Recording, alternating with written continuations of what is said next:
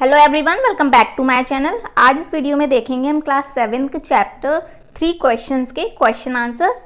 और अगर आपने इसकी एक्सप्लेनेशन वीडियो नहीं देखी हो तो मैं लिंक डिस्क्रिप्शन बॉक्स में दे दूंगी, आप वहां जाके देख सकते हैं। तो शुरू करते हैं। ये पार्ट फर्स्ट के क्वेश्चंस हैं। तो क्वेश्चन फर्स्ट है, why did the king want to know answers to 3 questions. जो राजा थे उनको उन 3 प्रश्न के आंसर क्यों जानने थे। तो इसका आंसर होगा, The king wanted to know answer to 3 questions because he thought that if he knew the answers then he would never fail. जो राजा हैं वो इसलिए 3 क्वेश्चन के आंसर जानना चाहते थे क्योंकि उनको लगता था अगर मुझे इन 3 प्रश्नों के आंसर्स मिल गए तो मैं कभी भी असफल नहीं होऊंगा। अब सेकंड क्वेश्चन है, messengers were sent through out the kingdom. अब जो दूत थे उनके राजा के जो दूत थे उन्होंने किंगडम में पूरे राज्य में क्यों भेजे थे। तो इसके कुछ ऑप्शंस दिए हैं। तो इसका आंसर होगा फोर्थ ऑप्शन वाला, to announce a reward for those who could answer the questions. तो उन्होंने अपने दूत को इसलिए भेजा था कि घोषणा करने के लिए कि जो भी उनके इन 3 प्रश्नों के आंसर देगा उनको बहुत बड़ा इनाम मिलेगा। तो इसका फोर्थ हो जाएगा। अब नेक्स्ट देखते हैं। तो इसमें क्या दिया है, complete the following sentences by adding the appropriate part of the sentences given in the box. अभी जो नीचे दिया है ऑप्शंस में, जो बॉक्स में कुछ सेंटेंसेस दिए हैं, ये ऊपर फिल करना है हमको क्योंकि ऊपर इनकम्प्लीट दिया है, इनको हमें पूरा कंप्लीट करना है। जैसे कि फर्स्ट दिया है, many wise man answer the Kings questions. तो नीचे जो बॉक्स में सेंटेंसेस हैं उनमें से हमें एक ऑप्शन इसमें लिखना है। तो देखते हैं इसको। Many wise man answer the king's question but their answer so worried that the king was not satisfied. इसका क्या हो जाएगा कि बहुत सारे लोगों ने किंग को आंसर्स किए लेकिन सभी के ही आंसर्स अलग अलग थे, जिससे कि राजा सेटिस्फाइड नहीं हुए। अब सेकंड क्वेश्चन है, someone suggested that there should be a council of wise man to help the king act at the right time. तो किसी ने सजेस्ट किया था कि उनको काउंसिल ऑफ वाइज मैन रखना चाहिए। क्यों? क्योंकि जिससे कि राजा को हेल्प मिल सके कोई भी काम अपना समय पे करने में। थर्ड है, someone else suggested that the king should have time table and follow it strictly. तो किंग को अपना एक टाइम टेबल बना लेना चाहिए और उसको स्ट्रिक्टली फॉलो करना चाहिए। अब फोर्थ है, the king requested the hermit to answer 3 question. तो हर्मिट से किंग ने क्या रिक्वेस्ट किया था कि उनके जो भी 3 क्वेश्चन हैं उसके आंसर्स उन्हें मिल जाएं। ठीक है, अब नेक्स्ट देखते हैं। The king washed and dressed the bearded man wound but the bleeding would not stop. जो राजा ने उनका जो जख्मी आदमी था उसका जख्म साफ किया और उसको अपने हैंडकरचीफ से कवर किया लेकिन फिर भी ब्लड नहीं रुका। तो इसका ये हो जाएगा। अब नेक्स्ट देखते हैं, why was the king advise to go to the magicians. राजा को ये एडवाइस क्यों मिली थी कि उनको मैजिशियंस के पास जाना चाहिए। तो आंसर होगा, some of the wise man thought that in order to decide right time for doing something one must look into the future and only magicians were able to do that, so they advised the king to go to the magicians। जो उनके king के दरबार में जो wise man आए थे यानी बुद्धिमान लोग आए थे, उन्हीं में से किसी लोगों ने बोला था कि अगर उन्हें कोई भी काम समय पे करना है तो उनको फ्यूचर में देखना पड़ेगा, मतलब भविष्य में क्या है वो देखना पड़ेगा। वो तो सिर्फ मैजिशियंस ही देख सकते हैं, जादूगर ही देख सकते हैं, इसलिए कुछ लोगों ने उनको एडवाइस किया था कि उनको मैजिशियन के पास जाना चाहिए। अब सेकंड क्वेश्चन है, in answer to the second question whose advice did the people say would be important to the king. अब सेकंड क्वेश्चन में लोगों ने क्या एडवाइस किया था कि राजा को किसके पास जाना चाहिए, कौन उनके लिए इम्पॉर्टेंट है राजा के लिए। तो आंसर होगा, in answer to the second question some people suggested seeking the advice of counsellors, the priest और द डॉक्टर्स और द सोल्जर्स। तो सेकंड क्वेश्चन के आंसर में राजा को क्या आंसर्स दिए थे, क्या सजेशन मिला था कि कुछ लोगों ने बोला था कि उनको काउंसलर के पास जाना चाहिए, काउंसलर की बात सुननी चाहिए।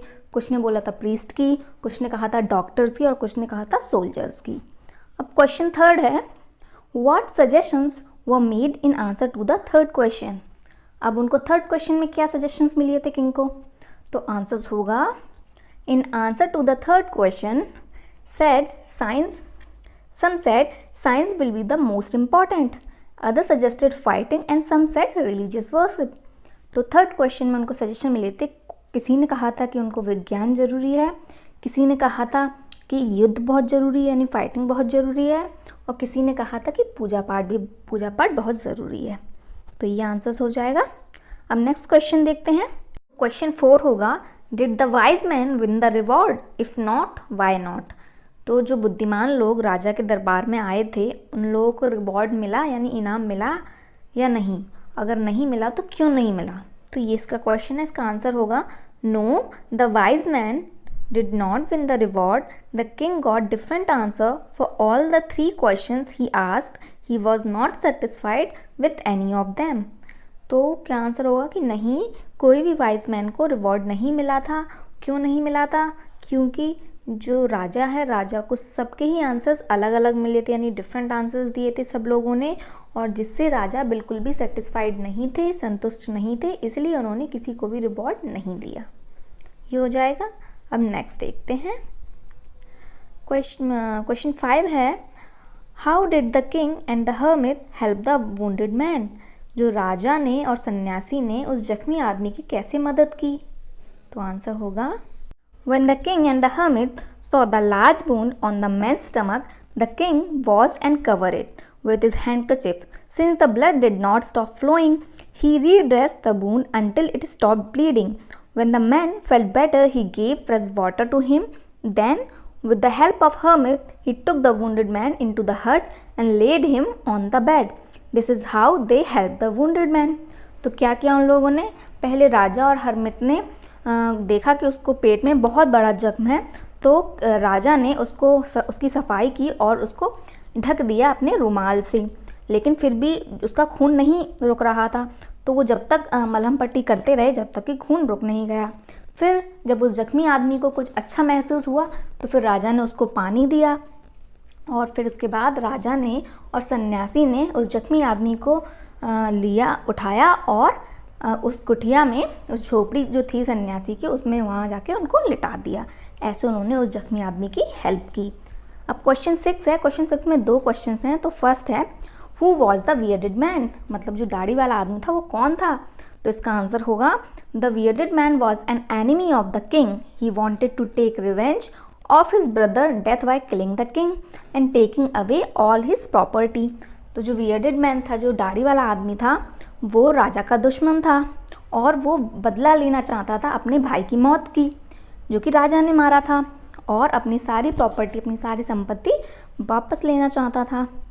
अब नेक्स्ट क्वेश्चन है, why did he ask for the king's forgiveness. वो राजा से माफ़ी क्यों मांग रहा था? तो आंसर होगा, the bearded man ask for the king's forgiveness because he wanted to kill the king but the king has saved his life. He was grateful to the king now. तो जो दाढ़ी वाला आदमी था वो राजा से इसीलिए माफ़ी मांग रहा था क्योंकि वो राजा को मारना चाहता था, लेकिन राजा ने उसकी जान बचाई थी, इसीलिए वो उससे माफ़ी मांगना चाह रहा था, बहुत आभारी हो रहा था उसका. The king forgive the bearded man. What did he do to his forgiveness. जो राजा थे उन्होंने उसको माफ़ कर दिया था दाढ़ी वाले आदमी को. उसने क्या किया था राजा ने?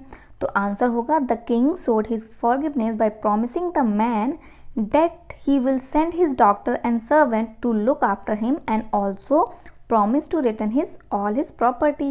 तो राजा ने कैसे माफ़ किया उसको?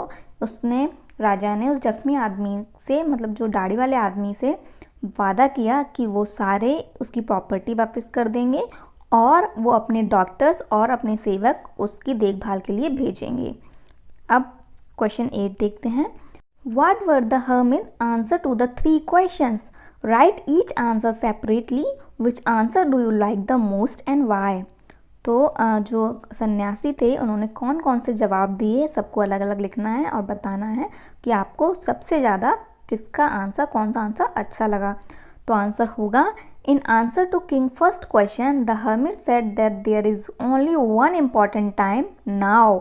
It is the only time when you have power to act. तो फर्स्ट क्वेश्चन में सन्यासी ने कहा कि सबसे ज़रूरी समय कौन सा होता है? वो होता है प्रेजेंट टाइम, यानी अभी का टाइम. तभी हम कोई भी एक्शन ले सकते हैं. हम फ्यूचर में जाके कोई एक्शन नहीं ले सकते. हम जो भी कर सकते हैं हम अभी कर सकते हैं. Answer to the king second question the hermit said that the most important person is the one with whom we are at the present. Second question में हर्मिट का आंसर क्या था कि सबसे इम्पॉर्टेंट पर्सन कौन होता है, मतलब सबसे इम्पॉर्टेंट आदमी कौन होता है, जब जिस वक्त हम जिसके साथ होते हैं वही सबसे इम्पॉर्टेंट पर्सन होता है। अब लास्ट क्वेश्चन जो थर्ड क्वेश्चन था उसमें उन्होंने क्या जवाब दिया, in response to king's last question the hermit said that the most important thing is to do that person good. तो लास्ट क्वेश्चन में उन्होंने कहा कि सबसे ज़रूरी कार्य वो होता है जब हम उस पर्सन के लिए यानी जो हमारे साथ है उसके लिए कुछ अच्छा करें, वो हमारा सबसे ज़रूरी कार्य होता है। तो ये था। अब इसमें से आपको जो भी आंसर सबसे अच्छा लगा हो वो आप वो लिखना। जैसे कि मुझे फर्स्ट क्वेश्चन का आंसर अच्छा लगा तो मैंने वहाँ इसका आंसर दे दिया। जैसे I like the answer for first question because time has the supreme power. It can take you to heights if you do something good and also make you fall on ground if you want. One should live and act according to present. तो मुझे सबसे ज़्यादा अच्छा answer first वाला लगा, क्योंकि अभी हम प्रेजेंट में जो कुछ कर सकते हैं, अगर हम कुछ अच्छा कर रहे हैं तो हम बहुत ऊपर पहुंच सकते हैं, वहीं अगर हम कुछ अच्छा नहीं कर रहे, गलत कर रहे हैं तो हम नीचे भी पहुंच सकते हैं। तो टाइम में बहुत शक्ति होती है, समय बहुत बलवान होता है, इसलिए मुझे फर्स्ट क्वेश्चन का आंसर अच्छा लगा। आपको जो भी लगा हो आप वो लिखना। अभी नेक्स्ट देखते हैं। नेक्स्ट दिया है match item in list A with their meanings in list B.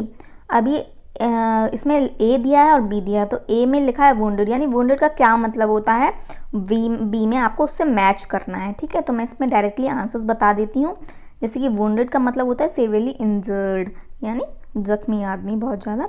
और वो का मतलब गॉट अप फ्रॉम स्लीप, यानी सो के उठना। फॉरगिव यानी माफ़ करना, यानी पार्डन। फेथफुल यानी विश्वास पात्र, लॉयल। पिटी यानी feel sorry for, Daya.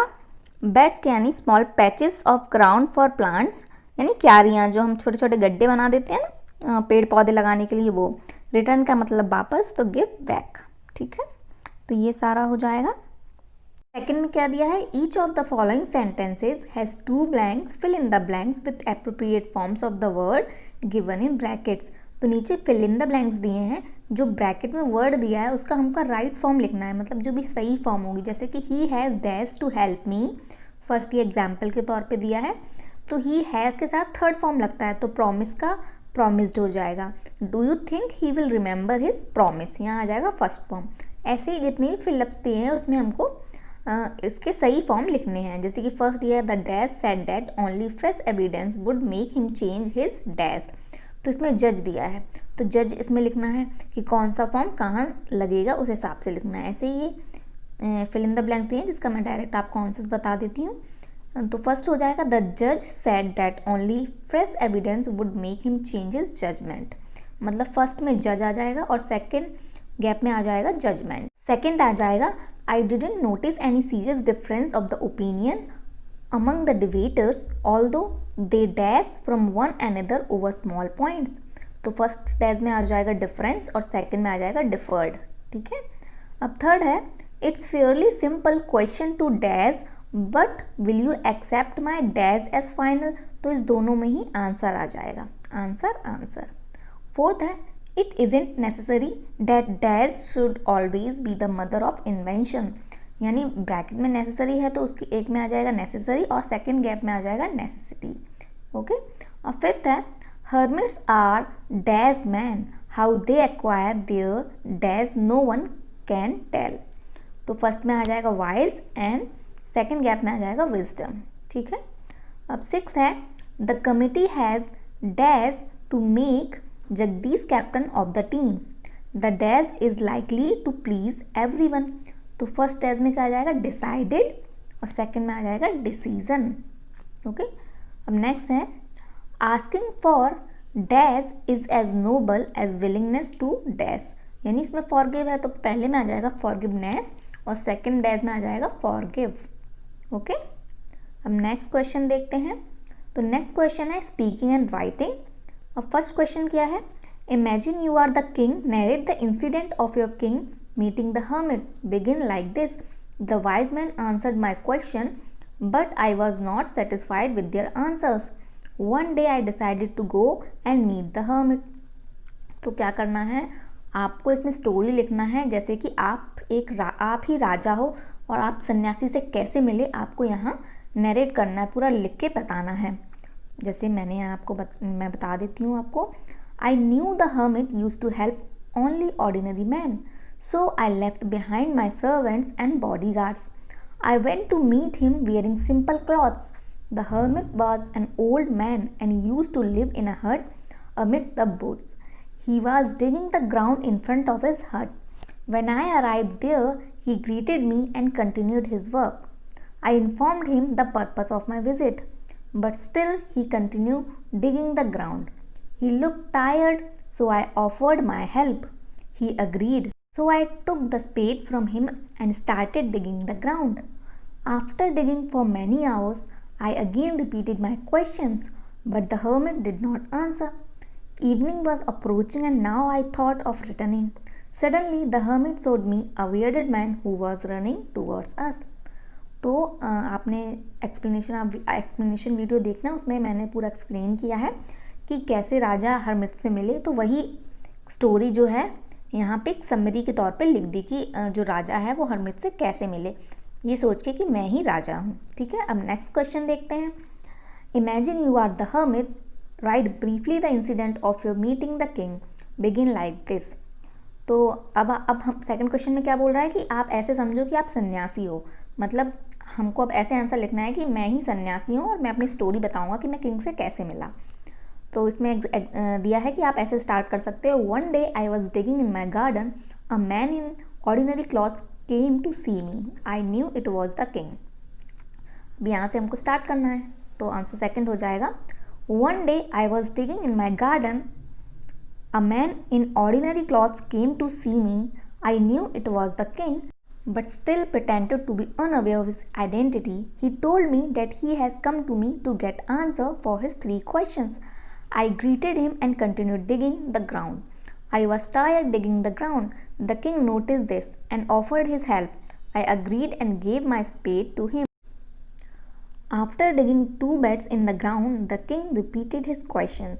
I ignored him again and further asked him if he was tired and would like me to dig the ground, but he refused to do so and continued the task. Evening was approaching and it seemed that he was ready to leave. At that very moment we saw a man running towards us. तो इस answer में सन्यासी बता रहा है कि वो राजा से कैसे मिला और राजा ने कैसे उसकी हेल्प की। एक्सप्लेनेशन वीडियो में सब कुछ है, वैसे ही इसमें हमने समरी के तौर में ये आंसर्स लिख दिया। अगर आपको ये क्वेश्चन आंसर समझ आए हो तो प्लीज़ वीडियो को लाइक करें और चैनल को सब्सक्राइब करें और ज़्यादा से ज़्यादा शेयर करें। Thank you for watching.